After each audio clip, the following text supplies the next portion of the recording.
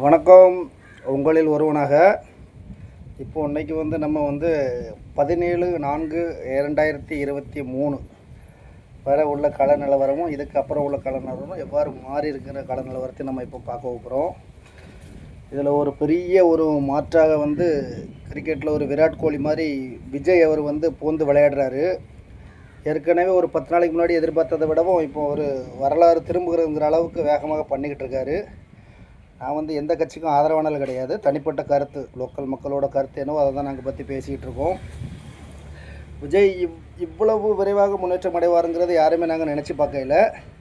Okay, அவரோட வளர்ச்சி யாருக்கெல்லாம் லாபம், யாருக்கெல்லாம் நஷ்டம், விஜய் ப்ளஸ் நாம் தமிழர் சீமான் இவங்களோட ஒரு வேகமான ஒரு புரட்சி எவ்வாறு மாற்றப்படுது, தமிழக வரலாற்று அரசியல் களத்தை மாற்றுங்கிறது நம்ம இப்போ மெயினாக பார்க்க போகிறோம்.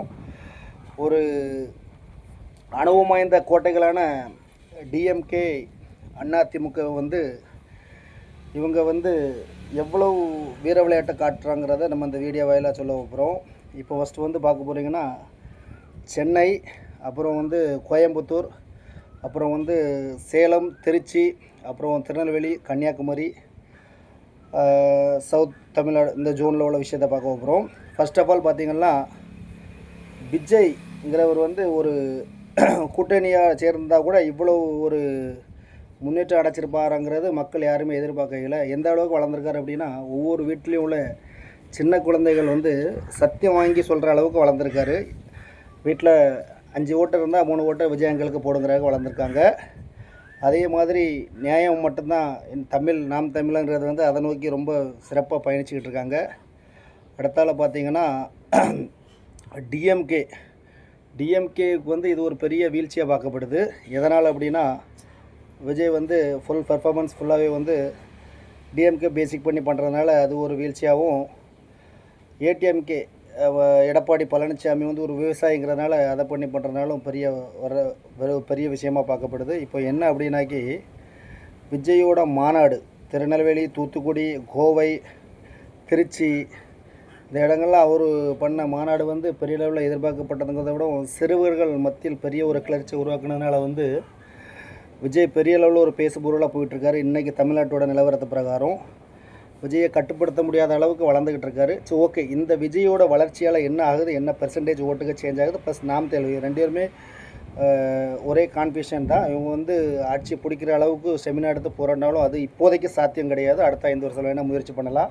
பட் இருந்தாலும் இவங்களால யாருக்கு பிரயோஜனம், யாருக்கு நஷ்டங்கிறத பார்க்க போனோன்னா, பெரிய ஒரு அசூர வளர்ச்சியே கிடச்சிருக்கு அண்ணா திராவிட முன்னேற்ற கழகத்துக்கு. இதனால் பெரிய ஆளுங்கட்சியாக பெரிய கோட்டையாக இருந்த டிஎம்கேக்கு பெரிய பின்னடைவு தான். எதனால் அப்படின்னாக்கி, எங்கேயுமே நாம் தமிழராக இருக்கட்டும், டிவிகேவாக இருக்கட்டும், போராட்டங்கள்லாம் ஆளுங்கட்சியோட அராஜகங்கிற மாதிரி தான். அவங்க ஒரு சில மைனஸ் பாயிண்ட்டுகள் எல்லாத்தையுமே பேஸ் பண்ணி பேசுகிறாங்க. புதுசாக பல திட்டங்களும் அறிவிக்கிறாங்க. விஜய் ஒரு சினிமா பிரபலங்கிறதுனால அவரோட கூட்டத்தை பார்த்தே, அவரோட கூட்டத்தினாலேயே இது ஒரு பெரிய ஒரு இதாக இருக்குது. இதில் என்ன அப்படின்னாக்கி, டிஎம்கேவோட பெர்சன்டேஜ் ஓட்டுகள் தான் மட்டுமே டவுன் ஆகிட்டு வருது. ஏடிஎம்கேவோட ஓட்டும் டவுன் ஆகுது. பட் என்னென்னா, டிஎம்கே பார்த்திங்கன்னா 10ல் 8 ஓட்டை இழக்கிறாங்க. அண்ணா திராவிட முன்னேற்றம் பார்த்திங்கன்னா 10ல் 2 ஓட்டை தான் இழக்கிறாங்க. இந்த ஒரு சூழ்ச்சியாக இல்லை திறமையா இல்லை அனுபவமானு தெரியல. இது ஆட்டோமேட்டிக்காகவே அதிமுகவுக்கு ஒரு பெரிய வளர்ச்சி கொண்டு கொடுக்குது. இது அதிமுக கூட விஜய் கூட்டணி வச்சுருந்தா கூட அவருக்கு இவ்வளோ பெரிய ஓட்டு பேங்கிங் ப்ளஸ்ஸிங்கை கிடைக்குமாங்கிறது தெரியாத ஒரு கள நிலவரத்தில் இப்போ பார்க்கப்படுது. ரெண்டாவது என்ன அப்படின்னா, டிஎம்கே பார்த்திங்கன்னா பல அமைச்சர்கள் ஒரு சில ஓட்டு கேட்குற இடத்துல பெரிய ஒரு எதிர்பார்ப்பு வச்சுருந்தாங்க. பட் அந்த அளவுக்கு வரையில. இருந்தாலும் அவங்க இதனால் விஜய்ங்கிற ஒரு சினிமா பிரபலத்தால் கொஞ்சம் பின்னடைவு பார்க்குறாங்க. பிரச்சாரம் விஜய் பெரிய அளவில் பீரங்கியாக பார்க்குறேன். சின்ன பிள்ளையிலேருந்து வீட்டில் உள்ள தாய்மார்கள் வரை எல்லாருமே பார்த்திங்கன்னா விஜய் டிவிகேங்கிறத சொல்லும்போது, இப்போ கள நிலவரத்தை பார்த்தோம்னாக்கி, அவர் ஒரு கூட்டணியில் இருந்ததாக கூட இவ்வளோ அசுர வளர்ச்சி அடைஞ்சிருக்க முடியாது. ஆனால் வரலாறு காணாத அளவுக்கு அடைஞ்சிருக்காரு. இன்னும் எலெக்ஷனுக்கு 5 நாள் தான் இருக்குது. பட் இதோட வீரியம் அதிகமாக இருக்கும் அப்படிங்கிறாங்க. இதே மாதிரி இதை விட இவங்க அளவுக்கு இல்லை, இவங்களில் ஒரு குறிப்பிட்ட பெர்சன்டேஜ் நாம் தமிழர் கட்சிகளும் வீரநடை போடுறாங்க. இது எல்லாமே பார்த்திங்கன்னா சுற்றி வச்சு பிளாக் பண்ணி ஆளுங்கட்சிக்கு ஆப்போசிட்டாக இருந்த மாதிரி தெரியுது. இதனால் பார்த்திங்கன்னா ஏடிஎம்கே டிவிகே நாம் தமிழர் கூட்டணி அமைஞ்சிருந்தால் கூட இப்படி ஒரு அசூர வளர்ச்சி அடைஞ்சிருக்க முடியாதுங்கிற அளவு தான் மக்கள் கருத்தாக இருக்குது. இதில் என்ன அப்படின்னாக்கி 3 பேரும் சேர்ந்து ஒரே டீமை எதிர்க்கிறனால அவங்களோட நிறை குறைகளை பேசுகிறதுனால என்னவோ தெரியல, வரலாறு காணாத வளர்ச்சி, பெரிய பெரிய அமைச்சர்கள் முதற்கொண்டு கரூர் பிரச்சனையிலேருந்து எல்லாமே விஜய்க்கு ஒரு பெரிய மாசாக இருக்குது. இதில் குறிப்பாக மக்கள் அனைவரும் வந்து எம்ஜிஆருக்கு அப்புறம் விஜய்க்கு ஒரு சினிமா துறையிலேருந்து வந்தவருக்கு இவ்வளோ கூட்டம் இருக்காங்கிறது வந்து ஒரு பெரிய பேசு பொருளாக இருக்குது. சவுத் ஜோனில் பார்த்திங்கன்னா தூத்துக்குடி, அப்புறம் கன்னியாகுமரி, திருநெல்வேலி அந்த இடங்கள்லாம் விஜய்க்கு வந்து பிரம்மாண்டமான பாதுகாப்பு கொடுத்துருந்தாங்க, பிரம்மாண்டமான அணிவகுப்பு கொடுத்துருந்தாங்க. இதுவே கிட்டத்தட்ட வந்து ஒரு 2 இயர்ஸான ஒரு கட்சி இவ்வளோ பெரிய வளர்ச்சி ஆகும்னா இந்திய வரலாற்றிலே கிடையாது. பட் இதில் பெரிய ஒரு ஒற்றுமை என்ன, பெரிய பலம் என்னன்னாக்கி ஏடிஎம்கே வந்து விஜய் டிவிகே வந்து எங்கேயுமே அகெயின்ஸ்டாக அதிகமாக பேசுகிற மாதிரி இல்லை, பிஜேபி தேசிய கூட்டணி பேசுகிற மாதிரி இல்லை. ஸ்டாலின் டிஎம்கே வந்து அவங்களுக்கு அகெயின்ஸ்டாகவும் டிவிக்கு அவங்களுக்கு அகெயின்ஸ்டாக களத்தை நோக்கி பேசிகிட்டு இருக்கிறதுனால தான் இவ்வாறு பிரிஞ்சதாட்டு சொல்கிறாங்க. களம் ரெண்டாக உடையதுக்கு காரணமே அதுதாங்கிறாங்க. இது வந்து ஓட்டு கவுண்டிங் வரும்போது பெரிய பின்னடைவே பார்ப்பாங்க. இவங்க அகெயின்ஸ்டாக போகலனா கூட இந்த அளவுக்கு ஒரு பிரச்சாரத்தில் இவ்வளோ மாற்று கருத்து வரும்னு யாரும் நினச்சி பார்க்கல. இப்போ சென்னையில் வந்து இருக்கிற அவங்க பிடிச்சி எப்போவுமே வந்து அது பார்த்திங்கன்னா டிஎம்கேவோட கோட்டை விஜய் ப்ளஸ் நாம் தமிழர்கள் மட்டும் அவங்க தோராயமாக வந்து அவங்க போன வாட்டி சம்திங் 54% சம்திங் அவங்க ஓட் பேங்க் வச்சுருந்தாங்க. பட் ஒரு 17% ஓட் பேங்க் இழக்கிறாங்க. நான் சொல்கிறது அதிகபட்சமாக விஜய் ப்ளஸ் நாம் தமிழர் 2 பேருமே காரணம். ஏடிஎம்கேவோட வீழ்ச்சி அங்கே தாக்கத்தை விடவும் இவங்களோட வீழ்ச்சியால் ஓட் பேங்கிங் இழக்கிறாங்க. அதே ஓட் பேங்கிங் ஏடிஎம்கே இழக்காதனால லீடிங் பண்ணி வராங்க சென்னையில். பட் அவங்க ஃபுல்லாக அடிக்கலை. அவங்க வந்து ஃபுல் கோட்டை டிஎம்கே இருந்த கோட்டையில் வந்து குறிப்பிட்ட பெர்சன்டேஜ் இழக்கிறாங்க டிஎம்கே. தென் ஒரு சில இடங்கள் டிவிகே வராங்க. ஃபஸ்ட்டு எக்ஸ்ட்ரா இதாட்டு வந்து ஏடிஎம்கே வராங்க. அப்படியே பார்த்தீங்கன்னா கொங்கு மண்டலத்தில் இருந்தால் இப்போது ஒரு திருப்பூரில் நடந்த மாநாட்டை பார்த்திங்கன்னா வரலாறு காணாத கூட்டம்.